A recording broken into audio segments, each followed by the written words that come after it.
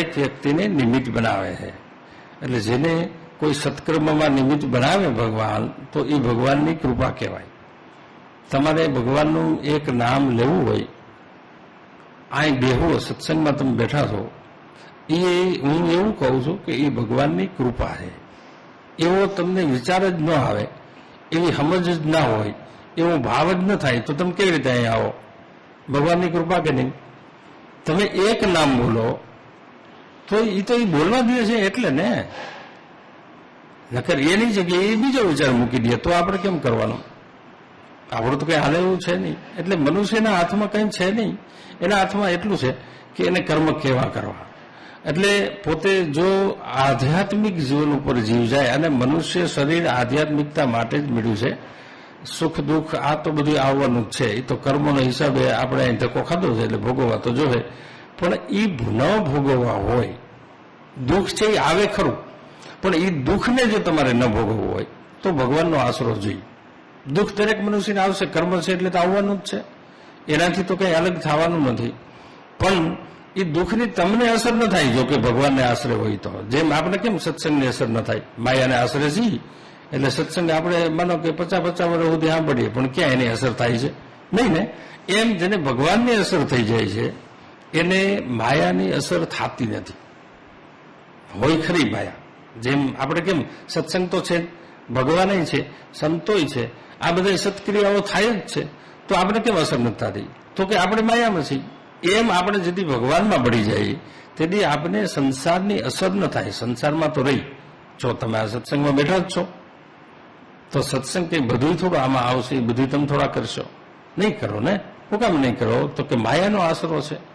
એમ જેને ભગવાનનો આશરો થઈ જાય એને માયા છૂટી જાય છે, એટલે એ એની અસર કરતી નથી. જો આપણે માયા છે એટલે વ્યવહારિક કાર્ય હોય તો સત્સંગ છોડીને, ભક્તિ છોડીને, માળા ઓછી કરીને આપણે વ્યવહારિક કામ કરશું.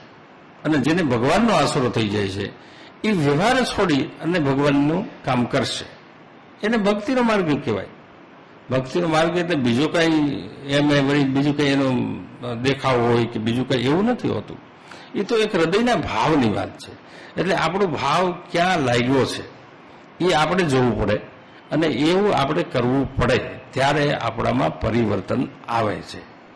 પણ આપણે સ્વભાવને આધીન છીએ.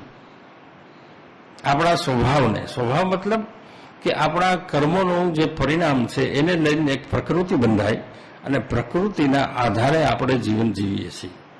પ્રકૃતિ એટલે તો કે કેવી? તો કે પ્રકૃતિ 25 પ્રકૃતિ છે,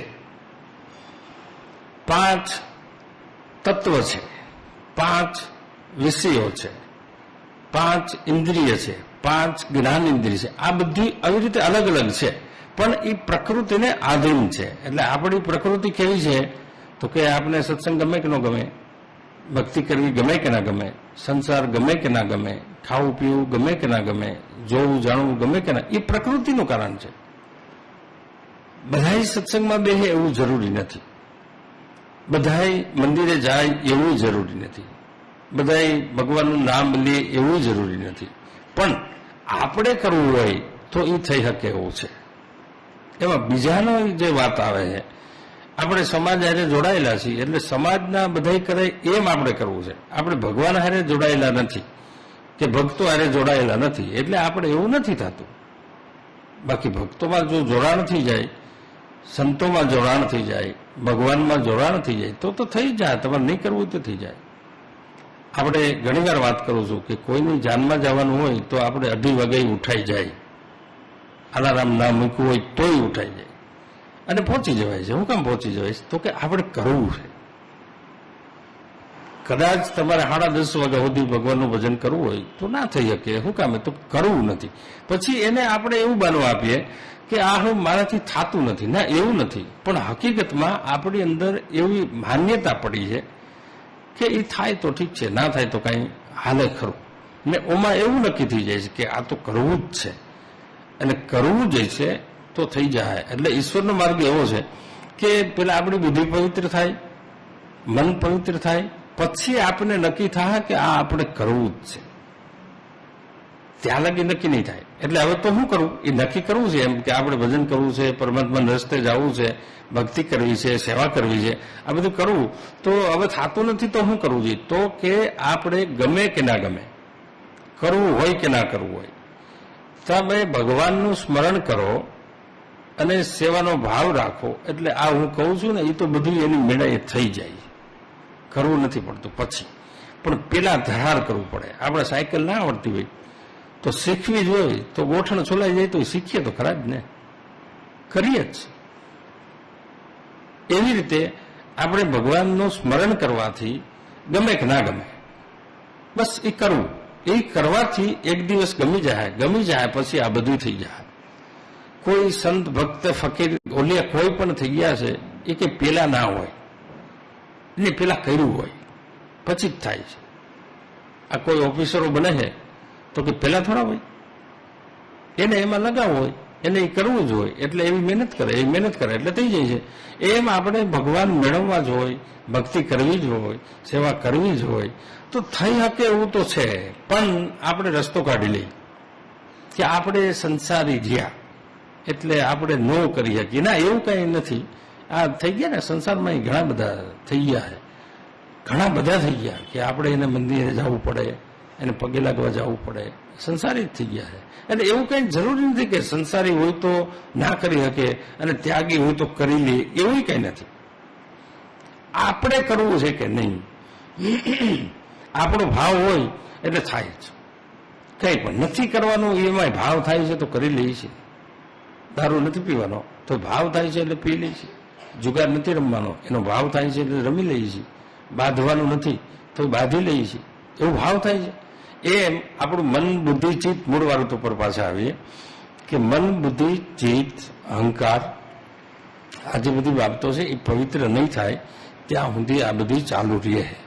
એટલે એને પવિત્ર કરવા માટે તમે કામ કરતા ભજન તો કરી શકો ને, ભગવાનની યાદી તો કરી શકો. તમે એની જગ્યાએ બીજું કંઈક યાદ કરતા હશો, કરતા તો હશો જ ને કામ કરતા. તો એની જગ્યાએ ભગવાનને રાખવા છે આપણે. ખાલી વાત એટલી છે, કામ કરવાની ના નથી. તમે કામ કરો છો એ ભગવાનની સેવા થઈ જાય.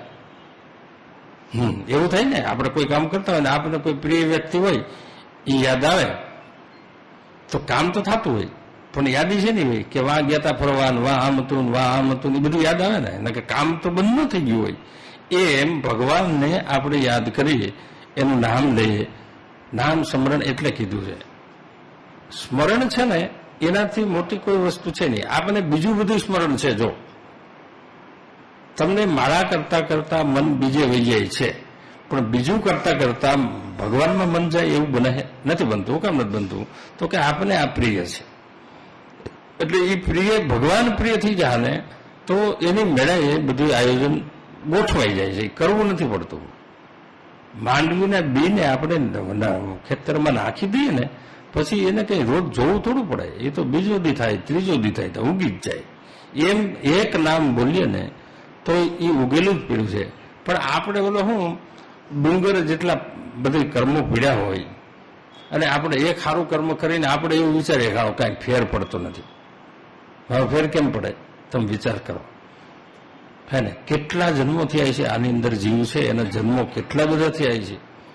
હે ને, અહીં બધા જન્મોના કર્મોનો ભેગા કરો છો કેટલા થાય ને? આપણે બે માળા કરી લઈએ તો આપણે એમ થાય કે કાંઈ ફેર નથી.